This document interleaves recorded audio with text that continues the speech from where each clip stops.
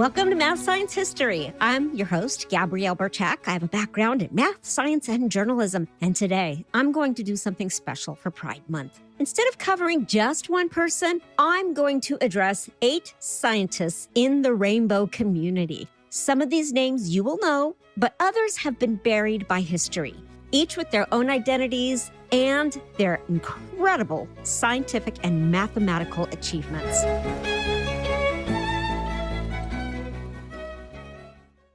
Each person we're covering today represents the 2S LGBTQI+ community. A few carried secrets they could never speak aloud in their lifetimes.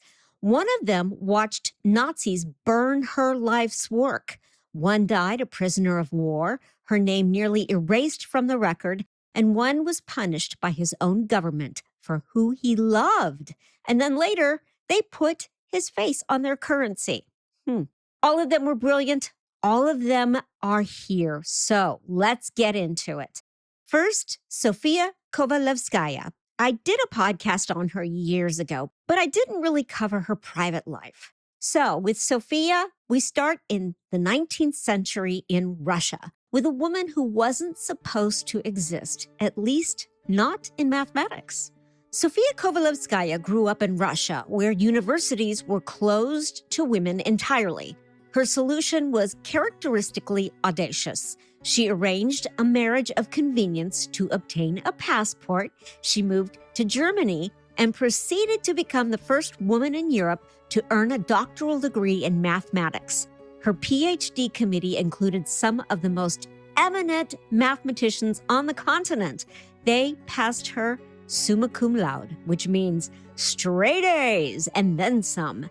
Her most important contribution was the Cauchy-Kovalevskaya theorem, a foundational result about the existence of solutions to partial differential equations. These equations are the mathematical language underlying all of physics and engineering.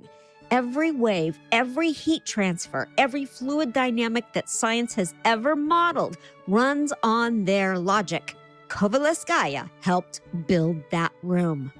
She went on to become the first woman to hold a full professorship in mathematics in Europe at Stockholm University, and she was the first woman to serve as an editor of a major scientific journal. She also won the prestigious Prix Bourdon from the French Academy of Sciences in 1888. She died of influenza at just 41. Almost certainly with decades of discovery still ahead of her. Kovalevskaya maintained a deep and intimate romantic friendship with Swedish playwright Anne Charlotte Edgren Leffler, who wrote a biography of her after her death. It was the kind of bond that the 19th century society permitted between women precisely because it refused to name it. Then there's Alan Turing. I did a podcast on him about a year ago, and he's one of my favorite mathematicians and scientists, and his passing is heartbreaking. If you've ever used a computer, a smartphone, or asked AI a question, you owe a debt to Alan Turing. Turing was a British mathematician who, during World War II, led the team at Bletchley Park that cracked the German Enigma code. That's right. Historians estimate this achievement shortened the war by 2 years and saved up to 14 million lives. It is one of the most consequential intellectual achievements in human history. After the war, Turing laid the theoretical groundwork for modern computing and artificial intelligence. He designed the architecture of the stored program computer, articulated the mathematical theory of computation, and invented the Turing test. It was the foundational framework for asking whether a machine can think. Alan Turing was gay, which was a criminal offense in Britain at the time. In 1952, he was prosecuted for, quote, gross indecency, and rather than prison, he accepted chemical castration as punishment.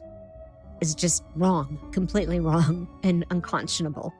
2 years later, he was found dead. The official verdict was suicide. He was only 41 years old. In 2013, Queen Elizabeth II issued a posthumous royal pardon. In 2021, his face was placed on the British £50 note, the highest denomination bill in circulation. Britain spent decades punishing a man for choosing love beyond the boundaries of social acceptance. And then they put him on their money. That tension is worth sitting with. Then we have Margaret Mead, and she may be the most famous social scientist America has ever seen. And she spent her entire career proving that the things societies call, quote, natural are almost always cultural. Her 1928 book called Coming of Age in Samoa challenged the assumption that adolescent turmoil was biologically inevitable, arguing instead that culture, not biology, shapes development. The book became an international bestseller and made Mead a household name. She went on to conduct fieldwork across the Pacific, writing more than 20 books, and becoming the curator of ethnology at the American Museum of Natural History and teaching at Columbia University. Then in 1975, she was elected president of the American Association for the Advancement of Science. She was married 3 times to men. She also had a profound romantic relationship with women throughout her life. Most notably, she had a relationship with fellow anthropologist Ruth Benedict, whose intellectual partnership shaped both women's careers. Then she had a relationship with Rhoda Mitro, with whom she lived with from 1955 until her death. She never publicly named her sexuality. The risks to her career and reputation were too high. But in 1975, she wrote one of the earliest mainstream scientific arguments for sexual fluidity, questioning why society demands that people choose a single orientation for a lifetime. Her personal life and her science were always in conversation. She studied human love in all its cultural variety, and she lived it the same way. In the transgender community, we have Ben Bars. He was a neurobiologist. Let me give you a little backstory first. For decades, the scientific consensus held that glial cells, which are the non-neuron cells that make up roughly half of our brains, were passive support structures. Scientists believed that they held neurons in place, fed them nutrients, and otherwise stayed out of the way. Well, Ben Bars proved that was wrong. His research at Stanford showed that glial cells actively regulate the formation, refinement, and function of synapses. They aren't bystanders in the brain. They are full participants in how the brain works. This is so cool. This finding fundamentally rewrote neuroscience with profound implications for the study of neurological disease and brain development. Bars transitioned in his 40s, and the experience gave him an unusually direct window into the gender bias embedded in science. He famously recounted that after his transition, a colleague praised his latest work as being so much better than his sister's, not knowing that he and his, quote, sister were the same person. The story became one of the most cited personal accounts of sexism in academia, and Bars became one of the most outspoken advocates for women and transgender people in STEM that American science has ever seen. He was the first openly transgender scientist inducted into the National Academy of Sciences. He was diagnosed with pancreatic cancer in 2016 and died the following year. His autobiography, called The Autobiography of a Transgender Scientist, was published in the final weeks of his life, a last act of advocacy from a man who never stopped fighting for others, even as he was dying. We'll be right back after a quick word from my advertisers. Christopher Strachey is one of computing's great unsung heroes and one of its most, quiet members of the rainbow community. Born into the intellectual orbit of Bloomsbury, London, his uncle, Lytton, was a founding member of the Bloomsbury Group, alongside Virginia Woolf and John Maynard Keynes. Strachey studied math and physics at King's College, Cambridge. He struggled academically, and his sister later attributed much of that difficulty to the burden of coming to terms with his own sexuality in an era when that carried criminal risk. He graduated with a modest degree and spent years as a schoolteacher. Then, in 1951, he taught a computer to play checkers. While still working days at Harrow School, he wrote a program for the Pilot ACE, at the National Physical Laboratory that played a complete game of draughts. He also wrote what may be the first computer music program in history, coaxing the Ferrante Mark I into playing Ba Ba Black Sheep. But his deeper legacy was theoretical. He became one of the founders of the denotational semantics, which is a mathematical framework for defining what computer programs actually mean. And he co-developed the combined programming language, which is a direct ancestor of C. For those of you who have learned C and C++ and C++. He founded the programming research at Oxford, which shaped computer science theory for a generation. He was open about his identity only in his final years. He died in 1975, quietly foundational and largely forgotten. Magnus Hirschfeld did more to bring intersex people into the light of science and public life. Hirschfeld was a German-Jewish physician working in Berlin at the turn of the 20th century, and he worked under a deceptively simple motto: through science to justice. In 1897, he founded the world's first gay rights organization, the Scientific Humanitarian Committee, whose primary goal was the repeal of the law criminalizing same-sex relations between men. In 1899, he launched the Yearbook of Intermediate Sexual Types, the first scientific journal ever devoted to sexual and gender variation, including what we now call intersex conditions. He coined the term transvestite and developed the theory of sexual intermediacy, the idea that every human trait exists on a spectrum and that intersex variations are a natural expression of that spectrum, not a disorder to be corrected. He coined the term sexual intermediacy and promoted the idea that every human trait exists on a spectrum and that intersex variations are a natural expression of that spectrum and they're not a disorder. In 1919, he opened the Institute for Sexual Science in Berlin.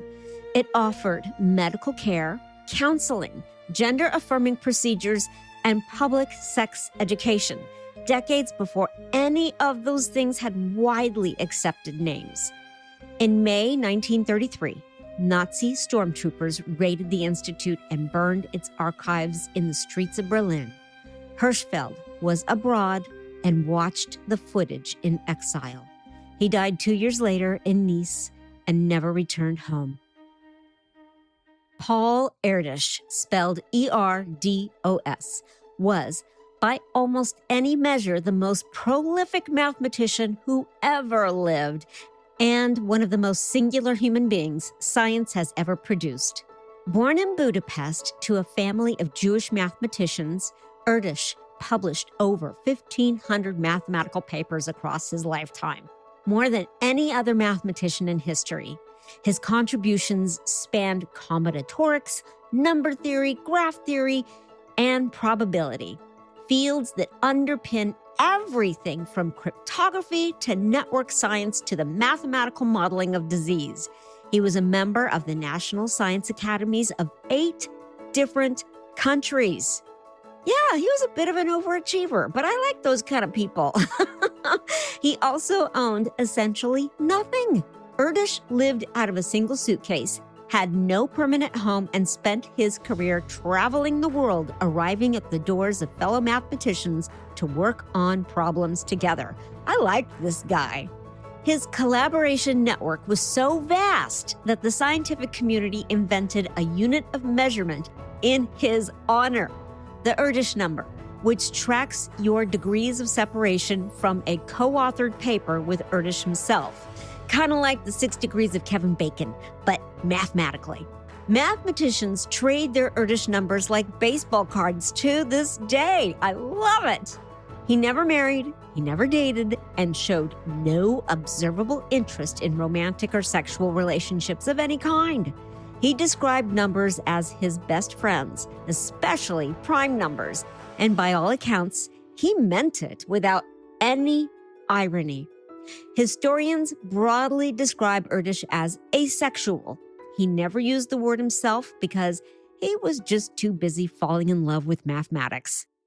I'm going to close with Lozen of the Chihenne Chiricahua Apache, a warrior, a strategist, a healer, and a person whose identity and knowledge were both sacred to her community. Lozen never married, never accepted the roles assigned to Apache women, and rode and fought alongside men throughout the Apache Wars of the 1870s and 1880s. Her brother, Chief Victorio, called her, quote, my right hand, strong as a man, braver than most, and cunning in strategy. Lozen is a shield to her people. Lozen fought alongside Geronimo. She was captured with Geronimo, and she died a prisoner of war in 1889. But she was also a healer. She studied medicine with elder shamans and developed deep expertise in the medicinal properties of plants and minerals. She used herbs and ceremony to treat wounds and illness in the field. And her community credited her with a spiritual gift for detecting approaching danger, a kind of situational awareness so acute it passed into legend. And one important note, the term Two-Spirit was coined by indigenous activists in 1990. It would not have been Lozen's word, but what it names, a distinct, honored, spiritually significant way of being that crossed boundaries of gender, was understood and celebrated within Apache tradition long before any English term existed for it. She died, forgotten by American history, but her name deserves to be spoken, Lozen. So here we have 8 people and 8 identities in the LGBTQ plus community, 8 ways of being human and 8 ways of finding love in a world that today doesn't want them to exist. From the equations that underpin all of physics to the secrets of the human brain to the healing plants of the Apache homeland, LGBTQ plus people have always been here, doing the work, advancing the knowledge, healing their communities, building the tools the rest of us rely on every single day, often in secret, often at enormous personal cost. So here we have Kovalevskaya, Turing, Mead, Bars, Strachey, Hirschfeld, Erdős, and Lozen. Say their names, learn their work, and please feel free to learn about the amazing accomplishments of so many scientists and mathematicians in the LGBTQ community. And remember that science has always been bigger and more beautifully varied than the institutions that try to contain the inside of those who are just existing as their best self, regardless of societal expectations. Thank you so much for listening to Math, Science, History, and until next time, my friends, carpe diem. Thank you for listening to Math, Science, History. If you want the next episode as soon as it drops, just tap follow in your podcast app. Math, Science, History is brought to you by caffeine. Delicious, delightful, life-supporting caffeine. If you'd like to support the show, you can find the coffee cup link in our show notes or at mathsciencehistory.com. Just click on that coffee cup. Your donations don't really go to coffee, but they really do help cover production costs. The MSH theme is public domain from the late, great music composer and professor, Dr. Lloyd Rogers. All other music is public domain from Pixabay. Until next time, carpe diem.